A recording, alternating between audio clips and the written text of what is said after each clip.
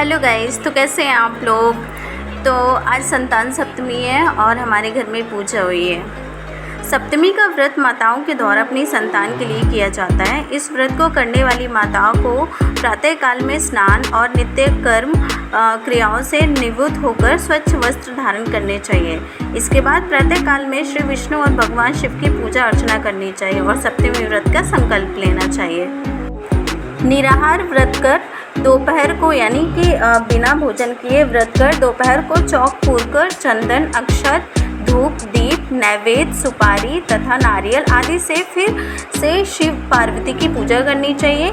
सप्तमी तिथि के व्रत में नैवेद्य के रूप में खीर, पूरी और गुड़ के पुए बनाए जाते हैं। संतान की रक्षा की कामना करते हुए भगवान भोलेनाथ को कलावा अर्पित किया जाता है तथा बाद में इसे स्वयं धारण कर इस व्रत की कथा सुननी चाहिए।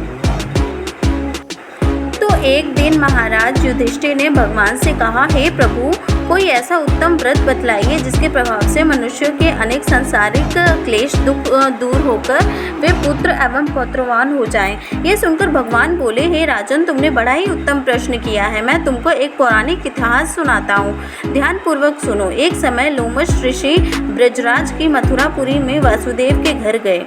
ऋषिराज को आया हुआ देख करके दोनों अत्यंत प्रसन्न हुए तथा उनको उत्तम आसन पर बैठाकर उनका अनेक प्रकार से वंदन और सत्कार किया। फिर मुनि के चरणोदक से अपने घर तथा शरीर को पवित्र किया।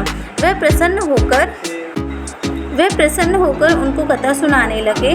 कथा के कहते लोमश ने कहा कि हे देवकी, दुष्ट दुराचारी पापी कंस ने तुम्हारे कई पुत्र मार डाले हैं, जिसके कारण तुम्हारा मन अत्यंत दुखी है।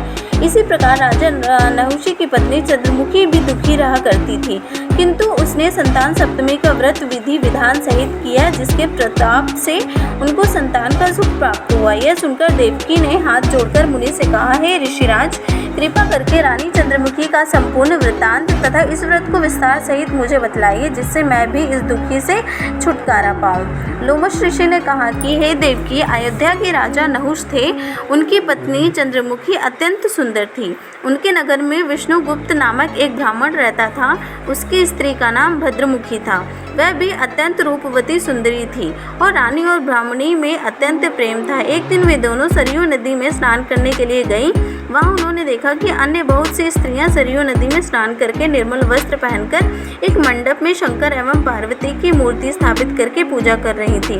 रानी और ब्राह्मणी ने यह देखकर उन स्त्रियों से पूछा, बहनों, तुम यह किस देवता का और किस कारण से पूजन व्रत आदि कर रही हो। यह सुनकर स्त्रियों ने कहा कि मैं संतान सप्तमी का व्रत कर रही हूँ और हमने शिव पार्वती का पूजन चंदन, अक्षत आदि से षोडशोपचार विधि से किया है। यह सब इसी पुनि का व्रत का विधान है। यह सुनकर रानी और ब्राह्मणी ने इसी व्रत के कारण का मन संकल्प किया और घर वापस लौट आई। ब्राह्मणी भद्रमुखी ने तो इस व्रत को नियम पूर्वक करती रही, किंतु रानी चंद्रमुखी राजमत के कारण कभी इस व्रत को करती, कभी नहीं करती, कभी भूल हो जाती। कुछ समय बाद दोनों मर गई।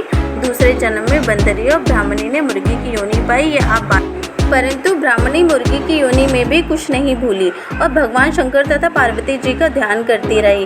उधर रानी बंदरियों को योनि में भी सब कुछ भूल गई। थोड़े समय के बाद ये दोनों भी ये देह त्याग दिए। ये वाली कथा है जो कि आप कहीं भी सर्च करेंगे तो आपको मिलेगा। ये वाली कथा जरूर पढ़िएगा। संतान